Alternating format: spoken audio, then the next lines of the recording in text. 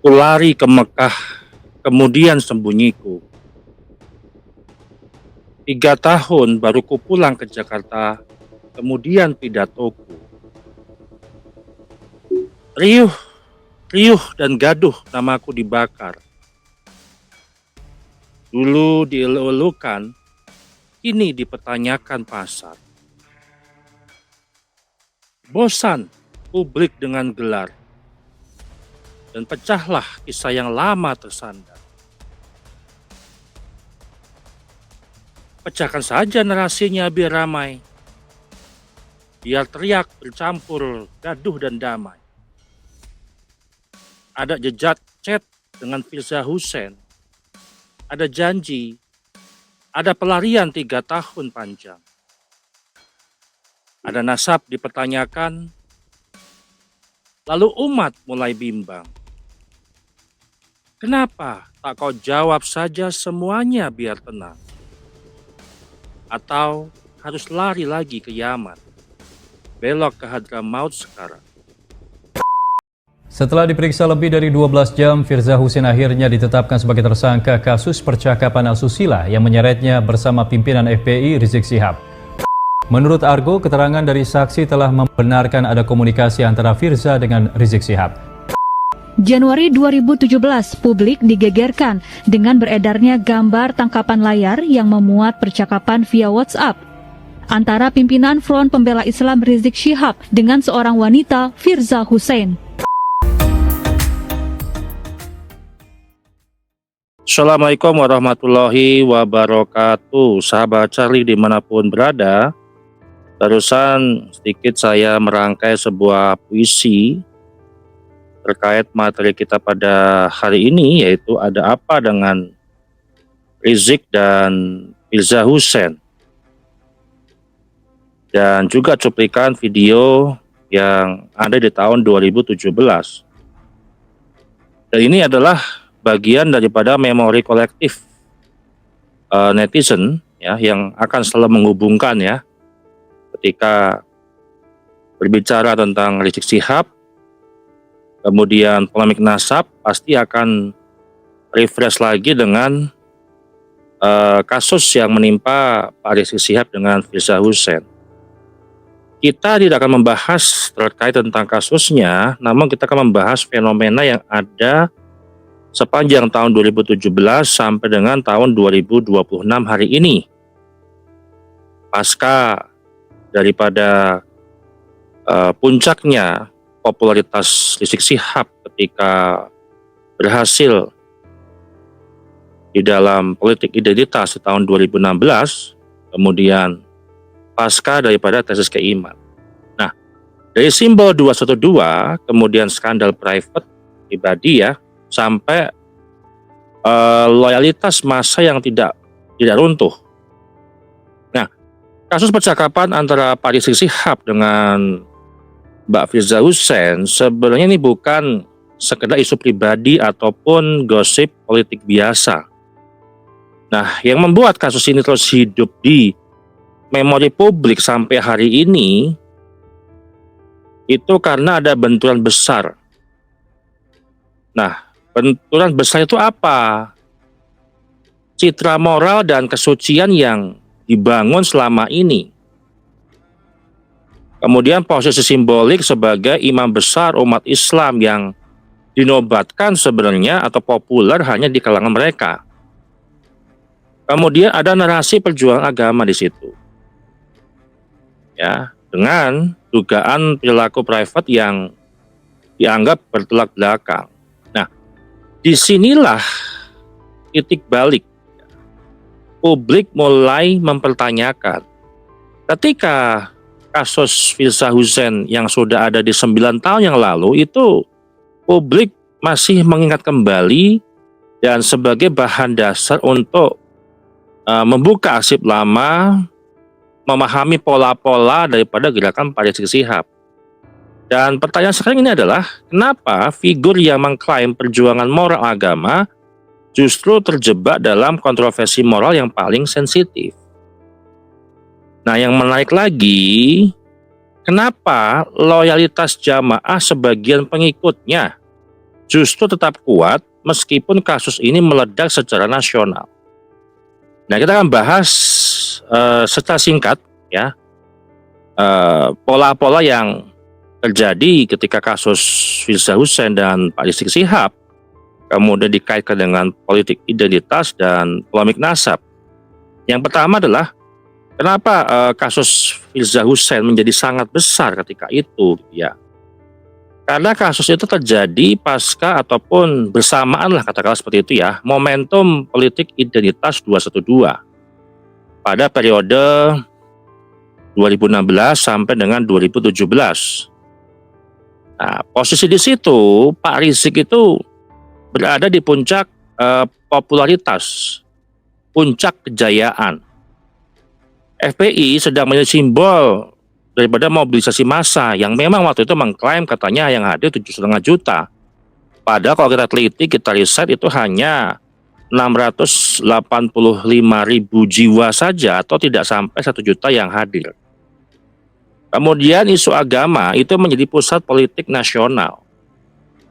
Dan Pak Rizik itu diposisikan sebagai imam besar umat Islam Indonesia yang tadinya hanya bergelar imam besar FPI, ya, langsung naik pangkat menjadi imam besar umat Islam Indonesia.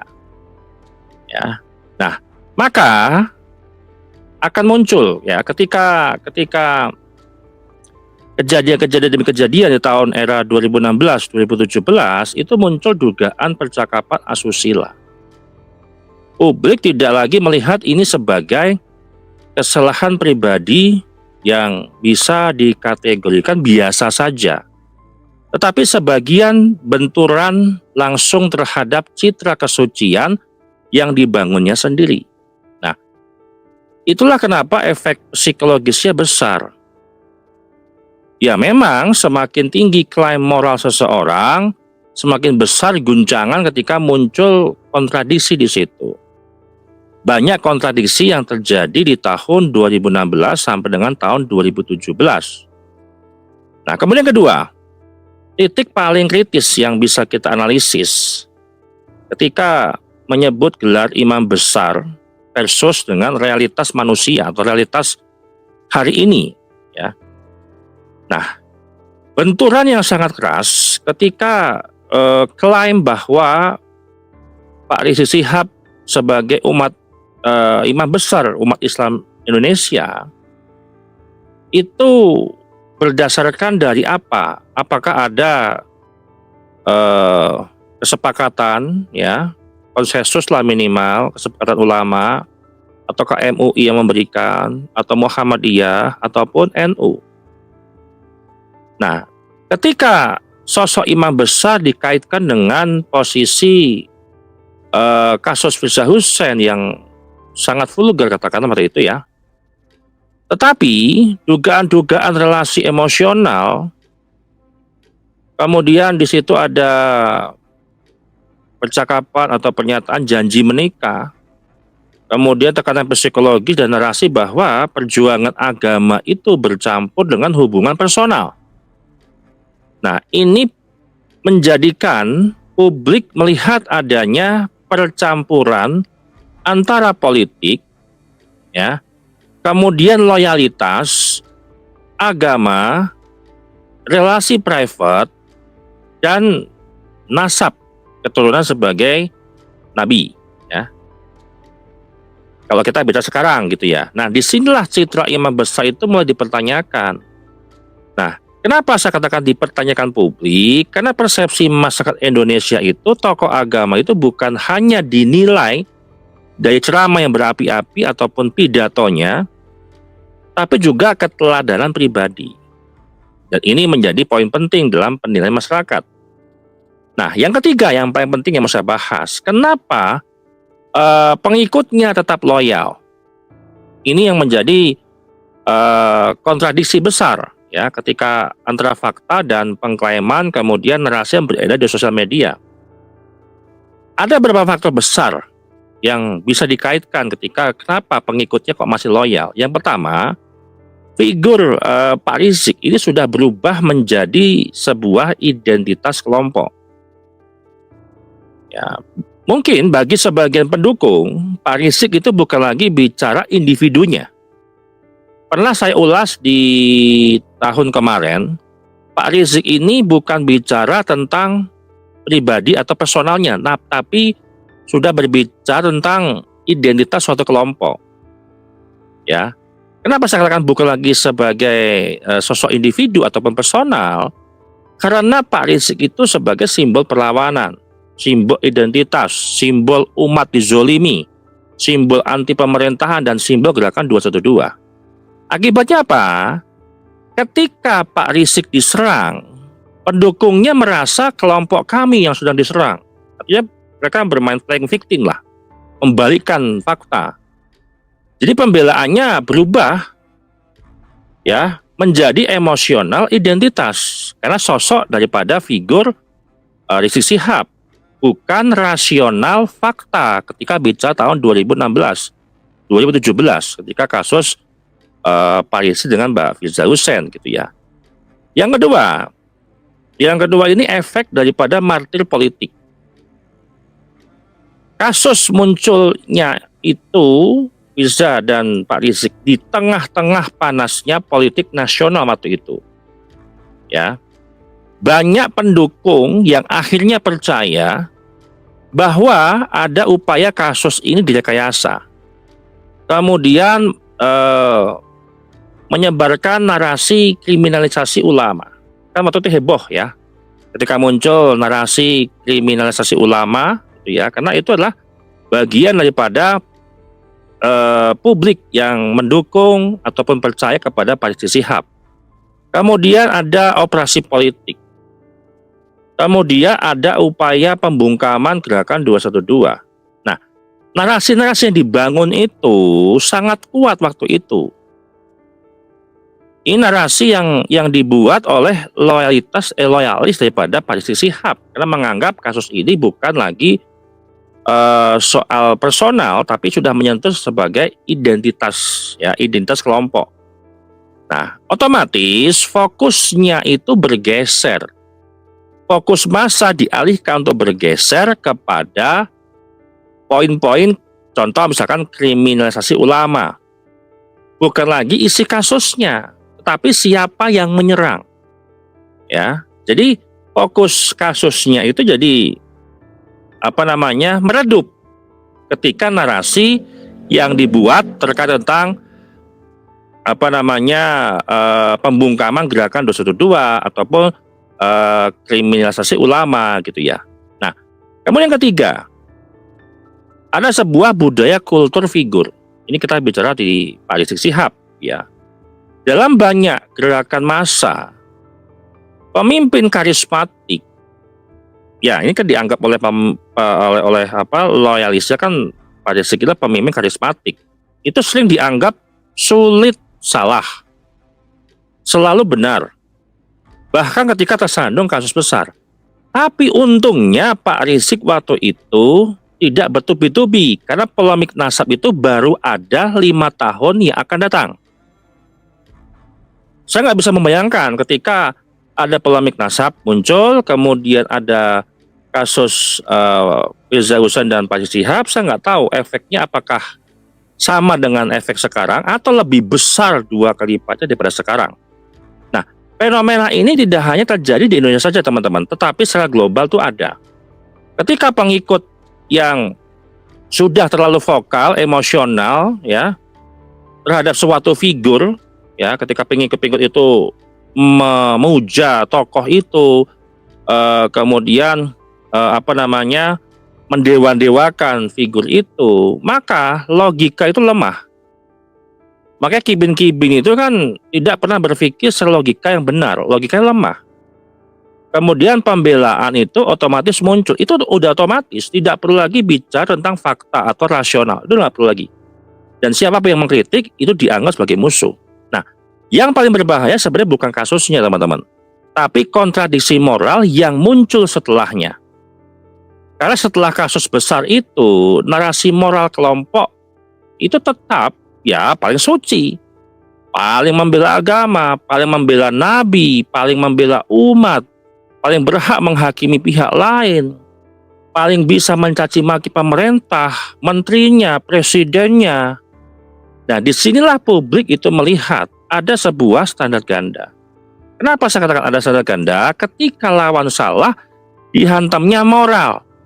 Tetapi ketika tokohnya sendiri terkena kasus, dianggap fitnah politik. Ini sudah pola yang selalu ada ketika kelompok FPI itu hadir dan Pak Rizik Syihab mulai speak up di publik dan akhirnya popularitas. Dan kontradiksi seperti ini lama-lama itu menggerus legitimasi moral. Ini ya adalah pola-pola yang bisa kita amati dari rekam jejak yang ada, baik itu FPI-nya ataupun Pak Rizik Syihab. Nah, bagaimana kalau kita hari ini hubungkan dengan polemik nasab? Ketika dulu di tahun 2017 katakanlah seperti itu, narasi Habib adalah cucu Nabi, itu otomatis mulia. Itu masih sangat kuat, walaupun memang ada kasus. Nah, tapi sekarang setelah ada polemik nasab, kemudian kritik publik, media sosial sudah mulai canggih, ya, kemudian ada diskusi tentang DNA, kemudian sejarah dan kontradiksi moral tokoh-tokohnya itu, maka muncul pertanyaan baru dari masyarakat. Kalau memang mereka merasa keturunan Nabi, kenapa perilaku politik dan etikanya justru sering kontroversial? Kenapa jadi bertolak belakang? Ya, ketika kita melihat kasus Rizik Syihab, ya pasti kontroversi. Nah, pertanyaan-pertanyaan ini kan makin meluas di jejaring media sosial di Indonesia. Dan kasus Firza Hussein dan Rizik Syihab itu akan berada di dalam memori netizen yang bisa dibuka sepanjang masa, ya, karena itu bagian daripada memori kolektif yang netizen itu simpan sampai kapanpun, dan itu suatu saat pun juga akan teringat kembali karena unsur kasuslah asusila, ya. Nah, ini yang menjadi masalah hari ini. Publik itu sedang mengaudit legitimasi moral figur dengan menyimpan memori-memori terkait kasus demi kasus, gitu ya. Nah, dan titik paling sensitif itu adalah sebuah kesucian simbol. Bagi sebagai masyarakat, Habib atau imam besar itu bukan sekedar gelar saja, tetapi simbol kesucian. Maka ketika simbol itu marah, berlebihan, menghina, kemudian menyerang lawan, terlihat terlibat dalam kontroversi misalkan, atau terseret kasus moral, maka efeknya jauh lebih besar dibandingkan tokoh biasa. Karena yang runtuh itu bukan hanya personalnya saja Pak Rizik Syihab hari itu, gitu ya, tetapi aura kesakralannya itu runtuh. Apalagi polemik nasab ini mengguncang struktur fondasi yang sudah disusun, dikuatkan dari sejak lama. Nah, kenapa hari ini masyarakat masih mengingatnya? Karena konteks politik itu berubah. Ya, dulu Pak Rizik itu di posisi ofensif. Sekarang publik mulai ofensif terhadap simbol politik identitas. Apalagi setelah isu kemarin yang Pak Prabowo sampaikan, kabur aja ke Yaman atau kabur Yaman aja. Kemudian reaksi emosional yang terjadi setelahnya antara Pak Rizik dengan Pak Bahar. Kemudian dibantah juga oleh Jenderal Dudung, kemudian ditambah polemik Ba'alawi, kritik nasionalisme dipertanyakan, dan runtuhnya dominasi narasi dari kelompok 212. Maka otomatis netizen mulai membuka arsip lama, memori kolektif, calling back, ya, menghubungkan kembali masa-masa 9 tahun yang lalu, menghubungkan pola, membandingkan citra dengan realitas yang ada. Nah, jadi masyarakat itu pasti menyimpan memori itu sampai kapanpun, dan itu abadi di memori netizen saat ini, gitu ya. Nah, jadi kesimpulan besar yang bisa saya sampaikan di sini, kasus Pak Rizik dengan Firza Hussein itu bukan lagi soal dugaan percakapan private ataupun personal, ya, percakapan pribadi, gitu ya, tetapi sudah menjadi simbol benturan antara citra moral, kemudian ditambah politik identitas, kemudian legitimasi agama, kemudian kultus figur, dan realitas manusia biasa. Dan yang kini mulai berubah itu adalah publik di Indonesia itu mulai perlahan demi perlahan tidak lagi menerima gelar simbol atau klaim kesucian secara otomatis, mau dia klaim cucu Nabi, mau dia zuriyah Nabi, atau mau apapun klaim mereka, sejarah Indonesia itu adalah hasil perjuangan Habaib, apapun itu nasib mereka, itu publik tidak gampang lagi menerima hal itu. Ya, tidak bisa menerima hal-hal yang hanya sebatas klaim saja tanpa sebuah pembuktian. Nah, sekarang masyarakat mulai bertanya, siapa yang memberi legitimasi? Ya, apa dasar moralnya? Apa konsisten etikanya seperti apa? Dan apakah simbol agama itu dipakai untuk perjuangan tulus atau kepentingan politik? Nah, disitulah polemik ini menjadi jauh lebih besar daripada sekedar satu kasus lama saja. Ini baru kita bicara kasus Pak Rizik Syihab dengan Mbak Firza Hussein, belum kasus-kasus yang lain. Jadi hari ini masyarakat selalu akan menghubungkan polemik nasab itu dengan kasus-kasus daripada Pak Rizik Syihab, karena masyarakat saat ini ingin merekod ataupun ingin mengulas ya pola-pola yang terjadi ketika membahas polemik nasab ini seperti apa, dan bagaimana posisi daripada Imam Besar Habib Rizik ya yang dinobatkan sebagai Imam Besar Umat Islam Indonesia, kemudian kasus demi kasus, dan era politik identitas mencapai puncaknya di tahun 2016 dan 2017.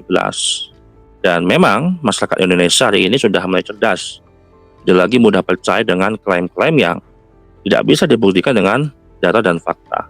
Demikian saya ucapkan wassalamualaikum warahmatullahi wabarakatuh.